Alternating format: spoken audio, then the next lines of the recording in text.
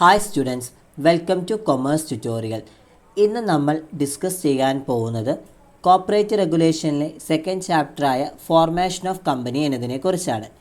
ഈ ചാപ്റ്ററിൽ മെയിനായിട്ട് പറയുന്നത് ഒരു കമ്പനി എങ്ങനെ രൂപീകരിക്കാം അല്ലെങ്കിൽ ഒരു കമ്പനി എങ്ങനെ ഫോം ചെയ്യാം എന്നുള്ളതിനെക്കുറിച്ചാണ്. ഫസ്റ്റ് ഓഫ് ഓൾ, എന്താണ് ഫോർമേഷൻ ഓഫ് എ കമ്പനി എന്ന് പറഞ്ഞു കഴിഞ്ഞാൽ, A company comes into existence when a group of people comes together with a view of forming an association to exploit the business opportunities by bringing together men, material, money and management. ഈ പറയുന്ന men, material, money and management എന്നിവ ഒരുമിച്ച് കൊണ്ടുവന്ന് business opportunities പ്രയോജനപ്പെടുത്തുന്നതിന് ഒരു association form ചെയ്യുകയും ആ ഒരു അസോസിയേഷനെയാണ് നമ്മൾ കമ്പനി ഫോർമേഷൻ എന്ന് പറയുന്നത്. ഈ ഫോർമേഷൻ ഓഫ് കമ്പനിയിൽ മെയിനായിട്ട് 4 സ്റ്റേജസ് ആണുള്ളത്.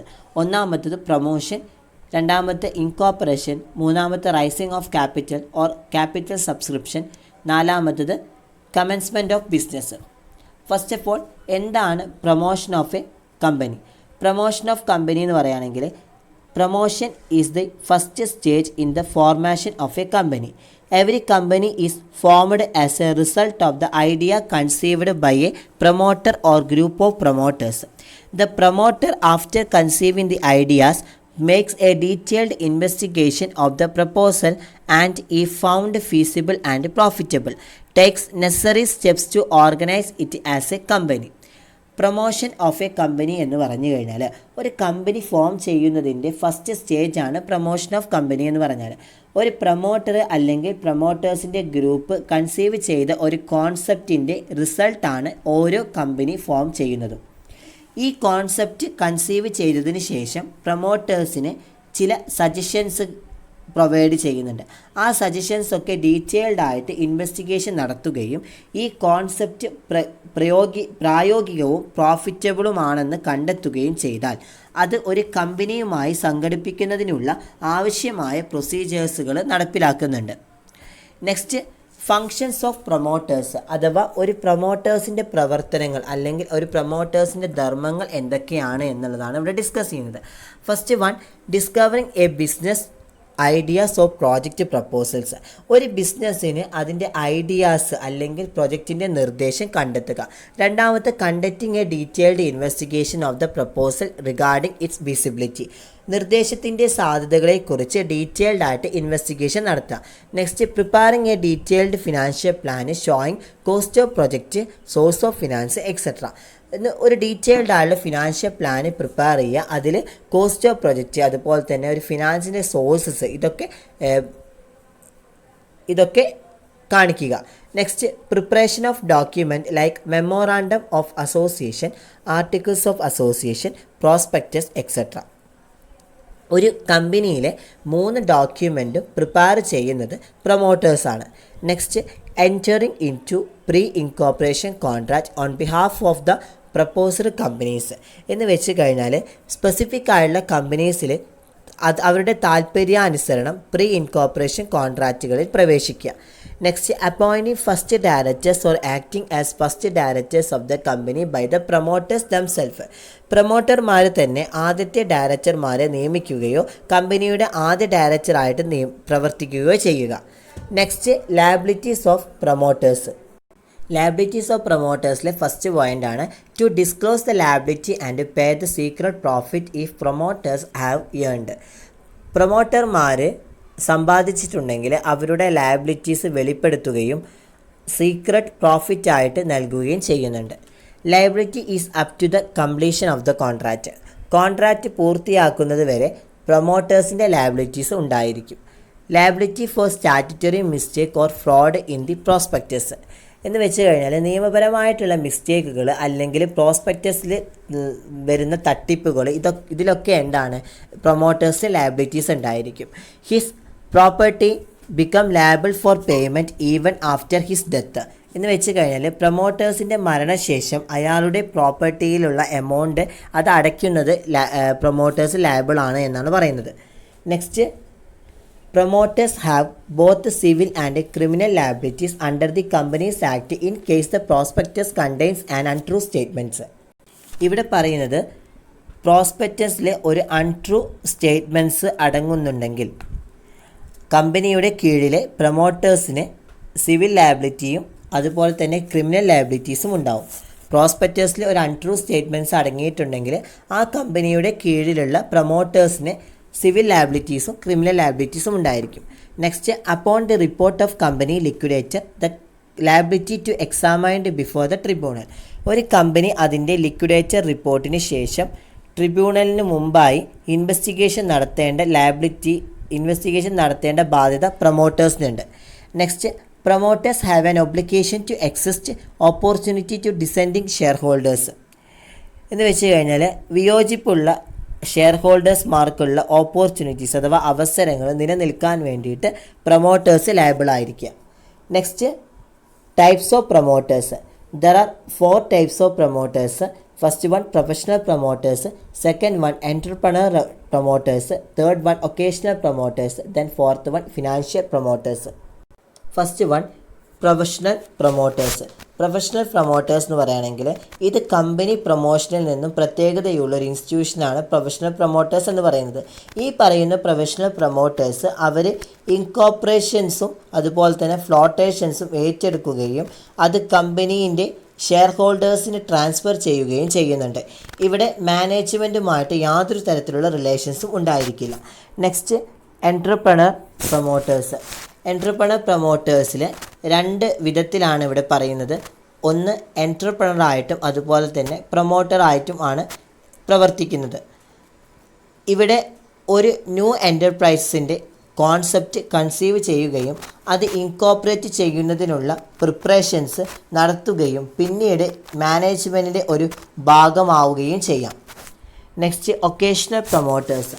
ഒക്കേഷണൽ പ്രൊമോട്ടേഴ്സ് എന്ന് പറഞ്ഞാൽ ഒക്കേഷണൽ പ്രൊമോട്ടേഴ്സ്മാർ പതിവായി ഒരു ജോലിയിൽ ഏർപ്പെടുന്നില്ല. ഈ ഒക്കേഷണൽ പ്രൊമോട്ടേഴ്സ് ഒരു പുതിയ അവസരങ്ങൾ അഥവാ ഒരു ന്യൂ ഓപ്പർച്യൂണിറ്റീസ് വരുമ്പോൾ മാത്രമേ അവർ പ്രൊമോഷൻസ് ഏറ്റെടുക്കുകയുള്ളൂ. ഇനി അത് അവസാനിച്ചാൽ പഴയ ആ ജോലിയിലേക്ക് തന്നെ ഇവർ മടങ്ങുകയും ചെയ്യുന്നുണ്ട്. Next, financial promoters. Financial promoters എന്ന് പറഞ്ഞാണെങ്കിൽ ഇൻവെസ്റ്റ്മെൻറ്റ് ബാങ്കുകൾ അഥവാ ഇൻഡസ്ട്രിയൽ ബാങ്കുകൾ പോലുള്ള ചില ഫിനാൻഷ്യൽ ഇൻസ്റ്റിറ്റ്യൂഷൻസുകളുണ്ട്. അവർക്ക് ഇൻവെസ്റ്റ്മെൻറ്റിനുള്ള ഓപ്പർച്യൂണിറ്റീസ് കണ്ടെത്തുന്നതിനായിട്ടാണ് ഈ ഒരു കമ്പനീൻ്റെ പ്രൊമോഷൻസ് ഏറ്റെടുക്കുന്നത്. Next, remuneration of promoters.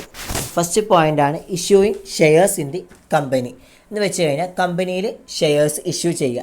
Next one, paying a lump sum amount as commission for the service of promoters. ഇവിടെ പറയുന്നത് പ്രൊമോട്ടേഴ്സ്മാരുടെ സേവനങ്ങൾക്കായിട്ട് ഒരു വലിയ തുക കമ്മീഷനായിട്ട് കൊടുക്കുക.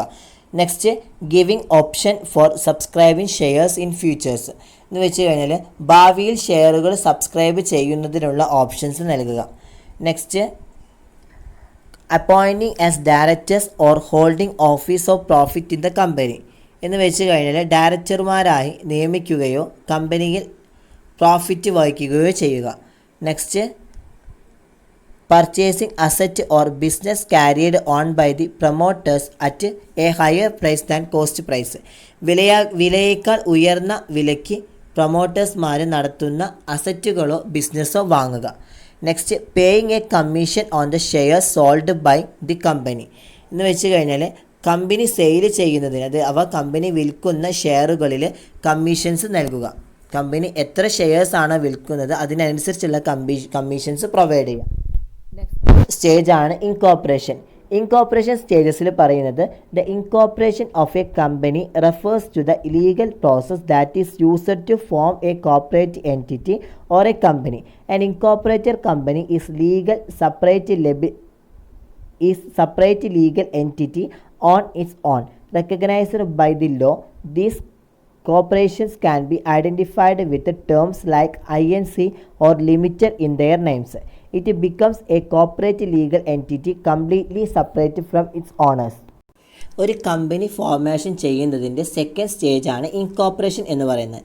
ഇൻകോർപ്പറേഷൻ എന്ന് പറഞ്ഞു കഴിഞ്ഞാൽ ഒരു കമ്പനി ഇൻകോർപ്പറേറ്റ് എന്നത് ഒരു കോർപ്പറേറ്റ് സ്ഥാപനമോ കമ്പനിയോ ഫോർമേഷൻ നടത്തുന്നതിന് ഉപയോഗിക്കുന്ന നിയമപരമായിട്ടുള്ളൊരു പ്രോസസ്സാണ് ഇതിനെ സൂചിപ്പിക്കുന്നത്. ഒരു ഇൻകോർപ്പറേറ്റഡ് കമ്പനി എന്നത് നിയമപ്രകാരം അംഗീകരിക്കപ്പെട്ട ഒരു പ്രത്യേക നിയമസ്ഥാപനമാണ് ഇൻകോർപ്പറേറ്റഡ് കമ്പനി എന്ന് പറയുന്നത്.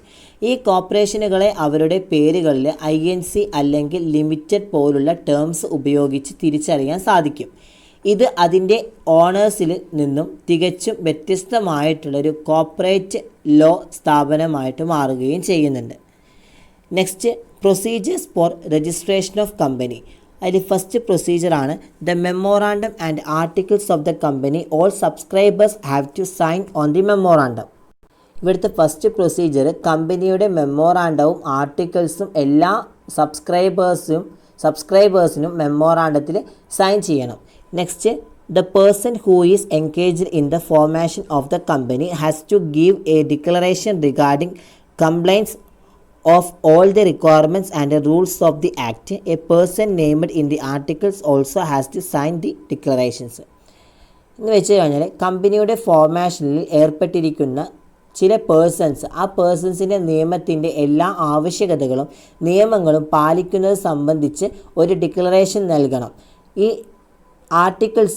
ആർട്ടിക്കിൾസിൽ പേരുള്ള ഒരു വ്യക്തിയുടെ ഡിക്ലറേഷനാണ് ആർട്ടിക്കിൾസിൽ നെയിം മെൻഷൻ ചെയ്തൊരു വ്യക്തിയുടെ ഡിക്ലറേഷൻസിൽ നമ്മൾ സൈൻ ചെയ്യണം എന്നാണ് പറയുന്നത്. നെക്സ്റ്റ് പ്രൊസീജിയറാണ് each subscribers to the memorandum and individuals named as the first directors in the articles should submit an affidavit with the following details. ഇവിടെ മെമ്മോറാണ്ടത്തിലെ ഓരോ സബ്സ്ക്രൈബേഴ്സും അതുപോലെ തന്നെ ആർട്ടിക്കിൾസിലെ ആദ്യത്തെ ഡയറക്ടർമാരായി പേരുള്ള വ്യക്തികളും ഇനി പറയുന്ന എല്ലാ തരത്തിലുമുള്ള ഡീറ്റെയിൽസുകളുടെ ഒരു അഫിഡവിറ്റ് സമർപ്പിക്കണം എന്നാണ് പറയുന്നത്. അഫിഡവിറ്റ് എന്ന് പറയുകയാണെങ്കിൽ സത്യവാങ്മൂലം എന്ന് പറയാം. അതിൽ ഓരോ കണ്ടീഷൻസ് ആണ് ഇവിടെ പറയുന്നത്. ഒന്നാമത്തെ, declaration regarding non conviction of any offence with respect to the formation, promotion or management of any company. ഇവിടെ പറയുന്നത് ഏതെങ്കിലും കമ്പനിയുടെ ഫോർമേഷൻസ്, പ്രൊമോഷൻസ് അല്ലെങ്കിൽ മാനേജ്മെൻറ്റും എന്നിവയുമായിട്ട് റിലേറ്റഡ് ആയിട്ടുള്ള എന്തെങ്കിലും തരത്തിലുള്ള കുറ്റത്തിൽ അല്ലെങ്കിൽ എന്തെങ്കിലും തരത്തിലുള്ള തെറ്റിന് ശിക്ഷ ലഭിക്കാത്തതിനെ കുറിച്ചുള്ള ഒരു ഡിക്ലറേഷനാണ് പറയുന്നത്. രണ്ടാമത്, he has not been found guilty of fraud or any breach of duty to any company in the last 5 years. കഴിഞ്ഞ 5 ഇയേഴ്സിനിടയിൽ ഏതെങ്കിലും കമ്പനിയോട് എന്തെങ്കിലും തരത്തിലുള്ള ഫ്രോഡ് കാണിക്കുക അല്ലെങ്കിൽ എന്തെങ്കിലും നിയമങ്ങൾ ലംഘിക്കുക, അങ്ങനെ ചെയ്ത കുറ്റക്കാർ അല്ലെങ്കിൽ അങ്ങനെ ചെയ്ത ആളുകളെ കണ്ടെത്താൻ സാധിക്കില്ല എന്നാണ് പറയുന്നത്. അങ്ങനെ പറഞ്ഞ അഥവാ ഈ നമ്മുടെ ഈ ഫ്രോഡ് കളിച്ചിട്ടൊക്കെ ഉള്ള ആൾക്കാരുണ്ടാവുമല്ലോ, കമ്പനിയിലെ പണം തട്ടിയിട്ട് പോവുക, അങ്ങനത്തെ വ്യക്തികളൊക്കെ കണ്ടുപിടിക്കാൻ പറ്റാത്ത അവസ്ഥ. അപ്പോൾ അതിനൊക്കെ എന്താണ് ഈ സത്യവാങ്മൂലം അഥവാ ഈ അഫിഡവിറ്റ് ഉണ്ടാവുമെന്നാണ് പറയുന്നത്. Next, the documents filed with the registrar are complete and true to the best of his knowledge. രജിസ്ട്രാർക്ക് സമർപ്പിച്ച ഡോക്യുമെൻറ്റ്സ് പൂർണ്ണവും അതുപോലെ തന്നെ ബെസ്റ്റ് ഓഫ് നോളജസും ഉണ്ടായിരിക്കണം എന്നാണ് പറയുന്നത്. അപ്പോൾ ആ ഒരു പ്രൊസീജിയേഴ്സൊക്കെ കൂടിയിട്ടുള്ള ഒന്നാണ് ഈ അഫിഡവിറ്റിൻ്റെ എല്ലാ കാര്യങ്ങളിലും. അഫിഡവിറ്റിയിൽ ഈ പറഞ്ഞ എല്ലാ കാര്യങ്ങളും സമർപ്പിക്കണം എന്നാണ് പറയുന്നത്. നെക്സ്റ്റ് സ്റ്റേജസിൽ address for correspondence with the registered office is set up. നമ്മൾ രജിസ്റ്റർ ചെയ്ത ഓഫീസ് സെറ്റപ്പ് ചെയ്യുന്നത് വരെ അവിടെ എന്താണ് ലെറ്ററിലൂടെയാണ് നമ്മൾ അഡ്രസ്സ് ഫോം ചെയ്യുന്നത്.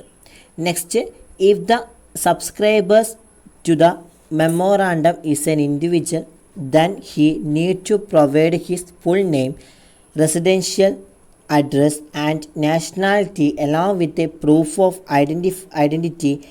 If the subscribers is a body corporate, then prescribed document need to be provided. മെമ്മോറാണ്ടത്തിലെ സബ്സ്ക്രൈബേഴ്സ് ഒരു വ്യക്തിയാണെങ്കിൽ അയാളുടെ മുഴുവൻ പേരും അതുപോലെ തന്നെ റെസിഡൻഷ്യൽ അഡ്രസ്സും nationality, proof of identity card എന്നിങ്ങനെയുള്ള തെളിവുകൾ നൽകേണ്ടതുണ്ട്. സബ്സ്ക്രൈബേഴ്സ് ഒരു ബോഡി കോർപ്പറേറ്റർ ആണെങ്കിൽ സ്പെസിഫിക് ആയിട്ടുള്ള ഡോക്യുമെൻസും നൽകേണ്ടതുണ്ട്. Next, individuals mentioned as subscribers to the memorandum in the articles need to provide the details specified in the point above along with the directors identification number.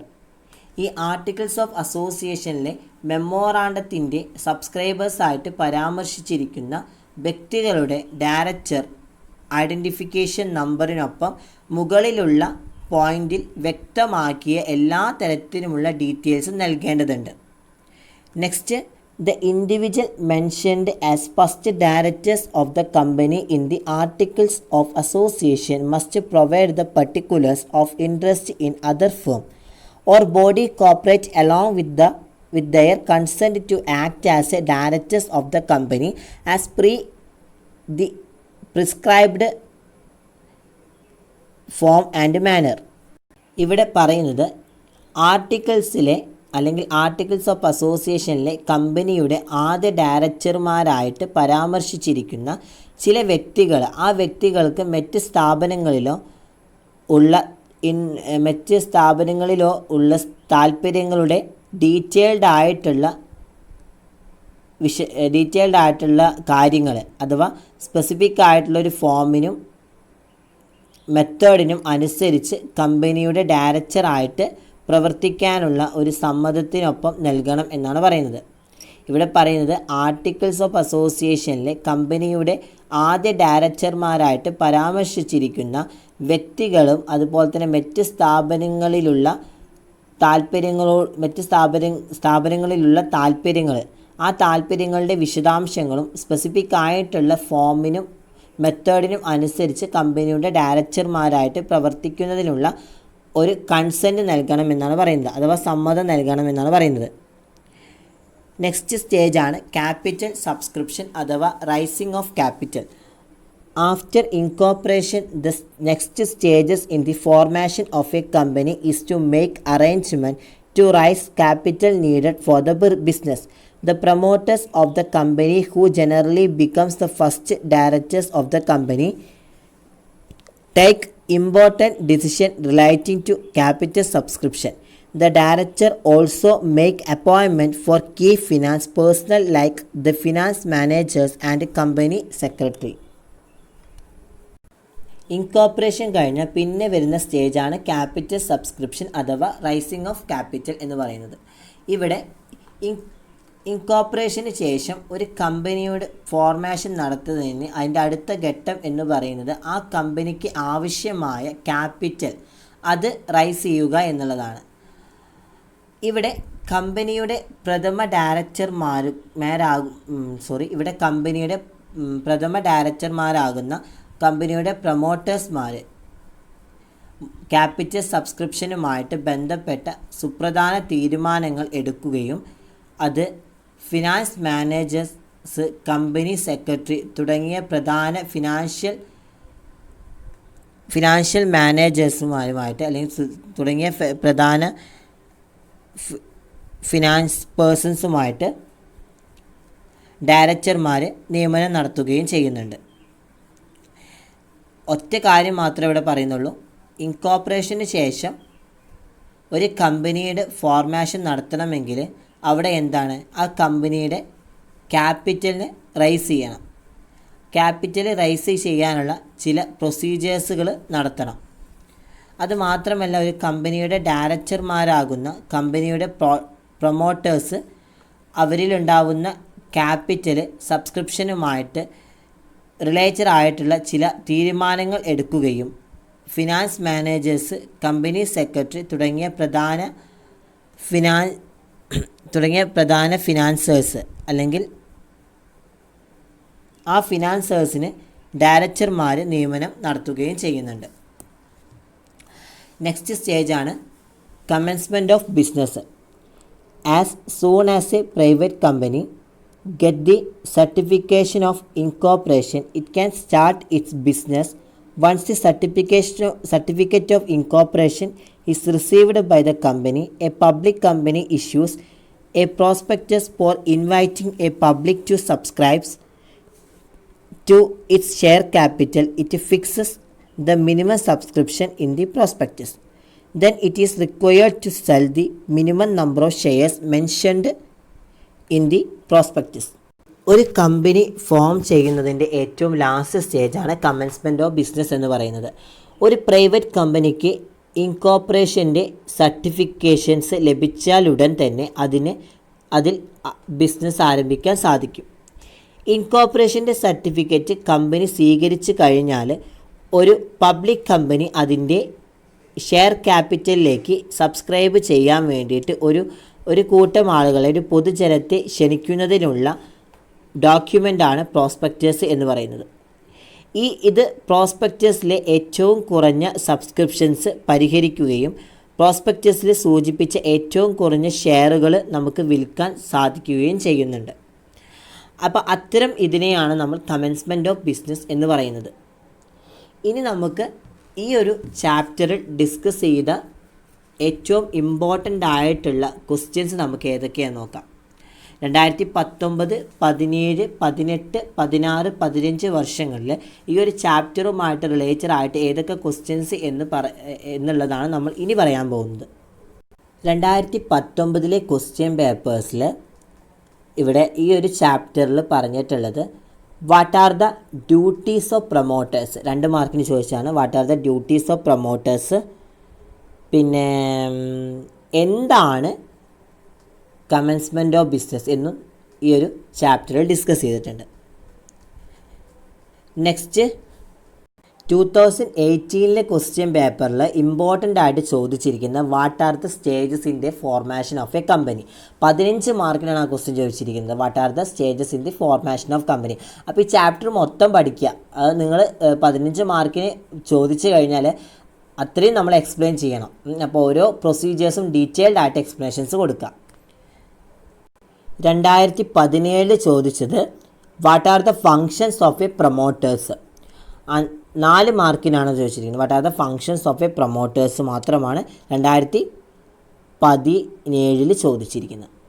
അടുത്തത് 2016 റിപ്പീറ്റഡായിട്ട് ചോദിച്ച കാര്യങ്ങളാണ്. ഒന്നാമത് നമ്മുടെ ഇൻകോർപ്പറേഷൻ ഓഫ് കോൺട്രാക്റ്റ് എന്താണ്, അതുപോലെ തന്നെ കമൻസ്മെൻറ്റ് ഓഫ് ബിസിനസ് എന്താണ്, പിന്നെ പ്രൊമോഷൻ്റെ അല്ലെങ്കിൽ പ്രൊമോട്ടേഴ്സിൻ്റെ ഫങ്ഷൻസ് എന്തൊക്കെയാണ് എന്നുള്ളത് ചോദിച്ചിട്ടുണ്ട്. ലയബിലിറ്റീസ് ചോദിച്ചിട്ടുണ്ട് പ്രൊമോട്ടേഴ്സിൻ്റെ. 2015 ക്വസ്റ്റ്യൻ പേപ്പേഴ്സിലും ഇത് പറഞ്ഞ പോലെ തന്നെ ലയബിലിറ്റീസ്, പ്രൊമോട്ടേഴ്സിൻ്റെ ലയബിലിറ്റീസാണ് മെയിനായിട്ട് ചോദിച്ചിട്ടുള്ളത്.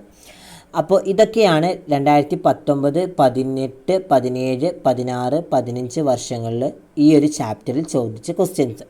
അപ്പോൾ എല്ലാവരും വീഡിയോ കാണുക, ഇഷ്ടപ്പെട്ടെങ്കിൽ ലൈക്ക് ചെയ്യുക, ഷെയർ ചെയ്യുക, സബ്സ്ക്രൈബ് ചെയ്യുക. Thank you my dear students.